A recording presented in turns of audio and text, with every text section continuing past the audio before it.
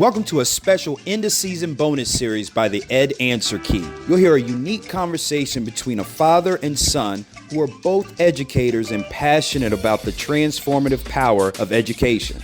All right, folks, let's get real for a moment. I know what you're thinking. Another podcast about a dad and his son. But this was different. This is a very different kind of podcast. You see, my dad, I call him Pops, is a legend, a real-life legend. He's been a teacher and coach for what feels like forever, shaping countless young minds and hearts. And I'm here to tell you his story. But this isn't just any story. This is a story told by the person who knows him best, me. So buckle up, folks. We're about to go on a journey through time filled with a whole lot of wisdom, laughter, and tears. There's no crying. There's no crying in baseball. So let's dive in and discover what makes my father and countless others like him so special.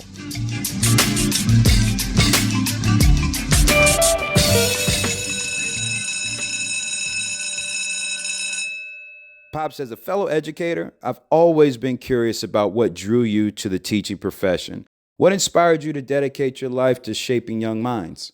The main person who influenced me was my aunt, who was also my 8th grade homeroom teacher and math teacher.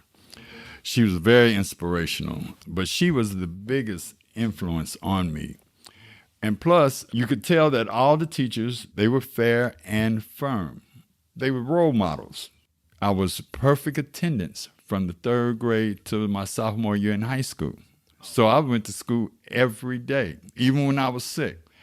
Not because I had to, but because I wanted to, because I knew something new was going to happen. I was going to learn something new. And these teachers more or less cared about it. I give all my credit to School 26. And from there, I went to Shortridge. Okay. All right. And from there, Indiana State. Okay. Majored in education. From there, I got my master's degree at IUPUI. And in the meantime, I'm still teaching in the urban city. In fact, my first year of teaching was at Shortridge, where I graduated from, which was good, and it sort of like gave me a relaxed environment, since I was familiar with the building, familiar with the operation and everything. But now a lot of those teachers were gone that taught me, but yet still, they still had that tradition, as Shortridge called it. That played a big role also. But I always wanted to be a teacher. Oh, really? Mm-hmm. Okay. From my experience, they were the positive role models. You know the expression, it takes a village to raise a child. Right. Okay, and that's exactly what I went through. People in my church who also helped me, stay on the right track. Mm-hmm. Even the neighborhood. If you did something wrong in the neighborhood and one of the neighbors saw it, you can bet that your parents would find out. It was a thing whereas it was a community that took care of everybody, especially the young people, and made sure that they did the right thing. Mm-hmm. And the main thing was, like I said, going to school, doing what you're supposed to do, all right?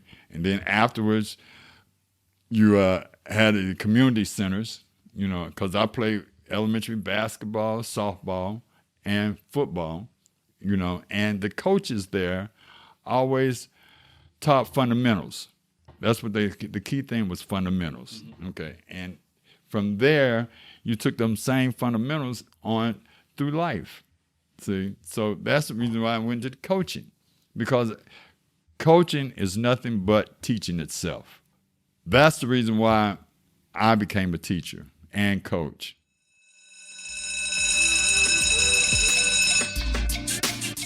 Thanks so much for joining us for this episode of the Ed Answer Key. Your support means the world to us. Be sure to stay in the loop about upcoming topics by downloading our free podcast companion at www.edanswerkey.com. So until next time, class dismissed.